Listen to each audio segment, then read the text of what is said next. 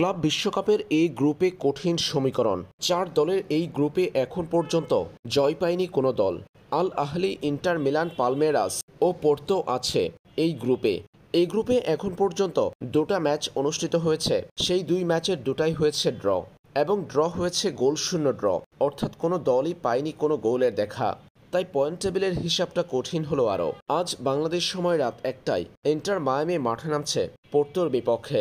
নিজেদের প্রথম ম্যাচে আল আহলির বিপক্ষে গোলশূন্য ড্র করায় পোর্তোর বিপক্ষে ম্যাচটা কঠিন সমীকরণ দাঁড় করিয়েছে ইন্টার মায়ামির সামনে। যেহেতু এই গ্রুপে এখন পর্যন্ত কোনো দলই জয় পায়নি কিংবা গোলের দেখা পায়নি, তাই পরবর্তী 2 ম্যাচে প্রত্যেক দলেরই আছে টুর্নামেন্টের দ্বিতীয় রাউন্ডে যাওয়ার সম্ভাবনা। ইন্টার মায়ামিকে টুর্নামেন্টের দ্বিতীয় রাউন্ডে যেতে হলে পথ সুগম করতে হলে আজ পোর্তোকে পরাজিত করে হাতে 1 ম্যাচ বাকি রেখেই সমীকরণ আনতে হবে নিজেদের পক্ষে।